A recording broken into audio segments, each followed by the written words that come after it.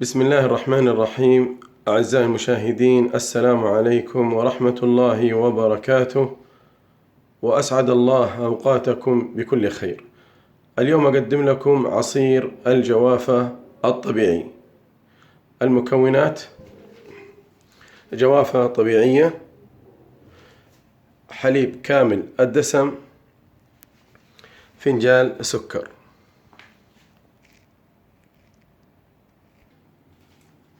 بسم الله نبدأ.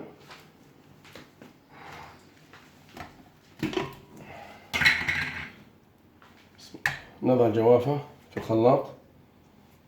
طبعا إخواني وأخواتي، إذا تتحكموا في ثقل العصير تضع الحليب بالتدريج، وإذا تبغوا تحصلوا على نكهة جدا رائعة لا تستخدموا إلا الحليب فقط، لا تضعوا الماء على عصير الجوافة. يكتب الكافي. نضع الحليب. بسم الله. طبعا زي ما قلت لكم، إذا تبغوا تتحكموا في ثقل العصير نضع الحليب بالتدريج. إذا شفنا العصير ثقيل ممكن نزود الحليب شوية. نضع فنجان السكر. بسم الله. نخلط.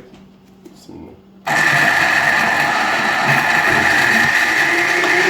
طبعا ملاحظة يا اخواني واخواتي، لا نخلط عصير الجوافة وقت زيادة، حتى الحبوب ما تنطحن معانا، يذوب السكر والجوافة، خلاص يكفي.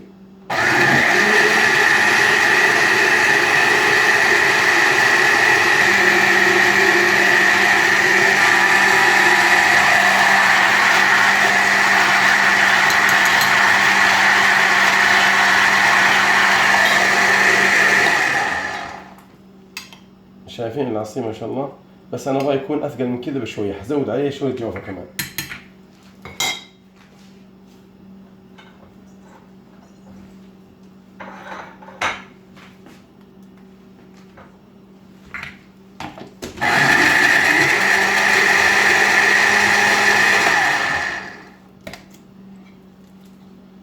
كذا ما شاء الله تبارك الله، يعتبر جاهز، حتشوفوه في كاسات التقديم. الآن نصفي العصير بهذه الطريقة. بسم الله.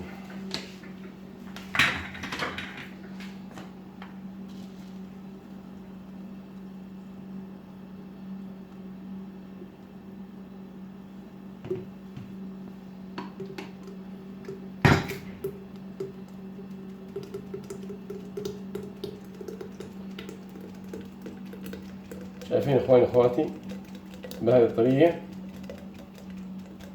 ولا تستخدموا الا الحليب عشان تحصلوا على افضل نكهة.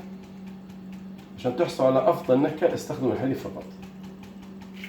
خلاص.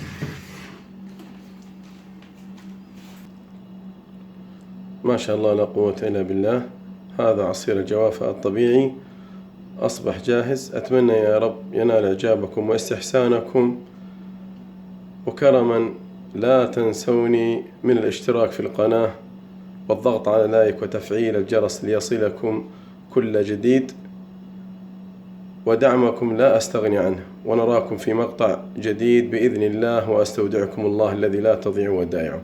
في أمان الله.